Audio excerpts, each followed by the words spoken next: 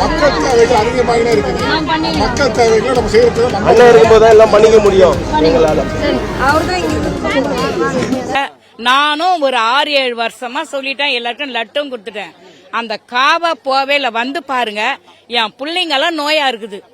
வீடு ஓடு வீடு ஒழுவுது தண்ணி, இது வரைக்கும் இருக்குது தண்ணி. என்ன பண்றது? எவ்வளவு நாங்க ரிப்போர்ட் பண்ணிட்டோம், யாரும் வந்து பார்க்கல.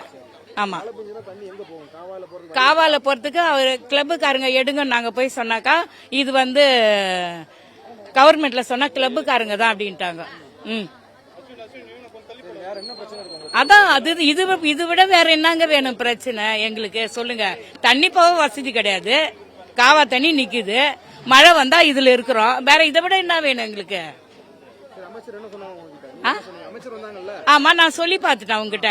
அந்த காவல ப்ளீச்சிங் பவுடர் போறாங்களே அவங்க கிட்ட எல்லாம் வேற சொல்லியிருக்கிறோமான்றாங்க. வர்றவங்க கிட்ட எல்லாம் சொல்லியிருக்கிறேன். அந்த சைடு யாரும் வந்து பார்த்ததுல, இதோட நின்னுட்டு இப்படியே போயிடுவாங்க. நாங்க என்ன பண்ண முடியும்?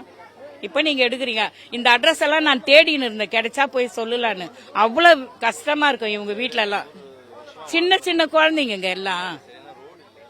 நீங்க வந்து பாருங்க, வந்து பார்த்தாதான் உங்களுக்கு புரியும். ட்ரைனேஜ் கனெக்ஷன் போட்டு கொடுத்துக்கிறாங்க. கனெக்ஷன் வந்து இன்னும் யாருக்கு வீடு விட கொடுக்கல, மெயின்ல போட்டுக்கிறாங்க. அவ்வளவுதான். கேட்டா வீட்டு வரி தண்ணி வரி கட்டினாதான் நாங்க வந்து கனெக்ஷன் கொடுப்போம் அப்படின்னு வந்து சொல்லிட்டு போயிட்டாங்க. தண்ணி வரி வீட்டு வரியும் கட்டுறதுக்கு ஒவ்வொருத்தருக்கும் அமௌண்ட் வந்து ஒவ்வொருத்தருக்கும் வித்தியாசமா, அதாவது 40,000 30,000 அந்த மாதிரி தான் பில்லு வந்திருக்குது. 40,000 30,000 எல்லாரும் போட்டு கட்டுற அளவுக்கு இங்க யாரும் அந்த அளவுக்கு வசதியானவங்க கிடையாது.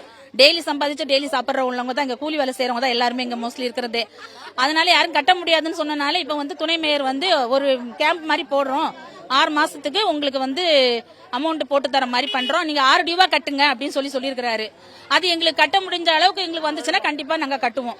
கட்டினா எங்களுக்கு வந்து பட்டா தரேன்னு சொல்லியிருக்காங்க. பட்டாக்கான இப்ப கலெக்ஷன் பண்ணிருக்காங்க. எங்களுக்கு முக்கியம் எங்களுக்கு பட்டா வேணும். பட்டா வந்தா எங்களுக்கு நல்லா இருக்கும். இது வரைக்கும் எதுவும் செய்யல, இதையாவது எங்களுக்கு செஞ்சா நல்லா இருக்கும். ஆமா, ரோடு ரொம்ப ரொம்ப டேமேஜ். இதனால நிறைய பேர் கீழே விழுந்திருக்காங்க, கீழே இது பண்ணிருக்காங்க. இல்ல அதுதான் உண்மை, ரோடு கிடையாது. ஆனா இப்ப நாங்க மேயர்கிட்ட கேட்டோம், அவர் வந்து ரோடுக்கு சாங்ஷன் ஆயிடுச்சு, 10 நாள்ல போட்டு தரேன் இருக்கிறாரு. இந்த ட்ரைனேஜ் வரியை கட்டிட்டீங்கன்னா, நான் முடிச்சிட்டீங்கன்னா நான் உங்களுக்கு போட்டு கொடுத்துறேன் அப்படின்னு சொல்லிட்டு தான் போயிருக்கிறாரு. இப்போ பாப்போம், நாங்க அவர் சொன்னது எங்களுக்கு நடக்கும்னு எதிர்பார்த்துட்டு இருக்கிறோம். இங்க இருக்காங்க ஒரு 800-900 குடும்பத்துக்கிட்ட இருக்கிறாங்க. எல்லாருக்கும் இதே பிரச்சனை தான். ஒன்றும் இல்லைப்பா, இவர் வந்து இப்போ என் பேர் திலகா, இந்த அரசு பணியில் தான் இருக்கிறேன், 2வது துறையில் இருக்கிறேன் நான். தலைவர் வந்தார், நல்லா செய்கிறாரு, நல்லா பண்ணுறாரு. மனுவெல்லாம் எங்ககிட்ட வந்து வாங்கிட்டு போயிருக்காரு. அந்த மனு பிரகாரம் எங்களுக்கு அந்த பட்டாலாம் கொடுத்துட்டு ரோடு போட்டு தரணிக்கிறாரு, ட்ரைனேஜ் கலெக்ஷன் எடுத்து தரணிக்கிறாரு. அதெல்லாம் நல்லா எங்களுக்கு செஞ்சு முடிச்சா அதுவே எங்களுக்கு ரொம்ப சந்தோஷம். நாங்கள் காலத்துக்கும் அவருக்கும் ஓட்டு போடுவோம், அவரே நாங்கள் நிற்க வச்சிருவோம். எலெக்ஷன்ல எல்லாம் வருவோம். எங்களுக்கு செய்ய நினைக்கிறாரு. ஒரு 20 வீடு இருக்கும், ஓலை வீடு.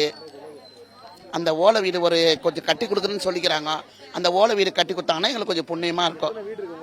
ஒரு 20 வீடு இருக்கும் மொத்தமா பார்த்தா. இந்த தெரு 2 சைடும் பார்த்தா ஒரு 20 வீடு தான் இருக்கும். மீதியெல்லாம் மாடி ஓலை வீடு தான். அதுங்க கொஞ்சம் கட்டி கொடுத்தாங்கன்னா நல்லா இருக்கும், புண்ணியமா இருக்கும் அவங்களுக்கு. அவ்வளவுதான். எங்களுக்கு எதோ இப்பதான் ட்ரைனேஜ் பிரச்சனை இருந்துச்சு, ட்ரைனேஜ் முடிச்சு தரேன் நிற்கிறாரு. இந்த ரோடு பிரச்சனைன்னு ரோடு போட்டு தரேன்னு சொல்லியிருக்கிறாரு.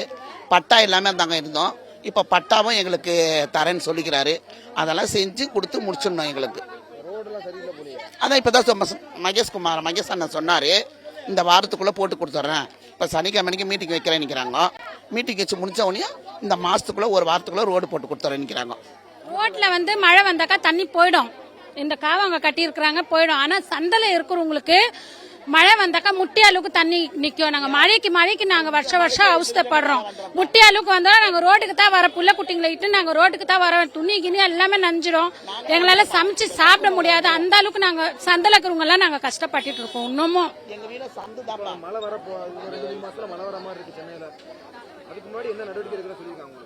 அவங்க பண்றேன்னு சொல்லியிருக்காங்க. எல்லாமே நாங்க பண்ணி தரோம், ரோட் போட்டு தரோம், எல்லாமே நாங்க பட்டா வாங்கி தரோம், எல்லாமே பண்றேன்னு சொல்லியிருக்காங்க. நம்புறோம், அவங்க பண்ணுவாங்கன்னு நம்புறோம். எல்லாமே அதுதான் சொன்னாங்க, பண்றோம், நாங்க எல்லாமே செஞ்சு தரோம், தண்ணி பிரச்சனை தீர்க்கிறோம், மழை பிரச்சனை தீர்க்கிறோம், பட்டா பிரச்சனை தீர்க்கிறோம், அதெல்லாம் சொன்னாங்க. நம்புறோம் அவங்க செய்வாங்கன்னு சொல்லிட்டு நம்புறோம்.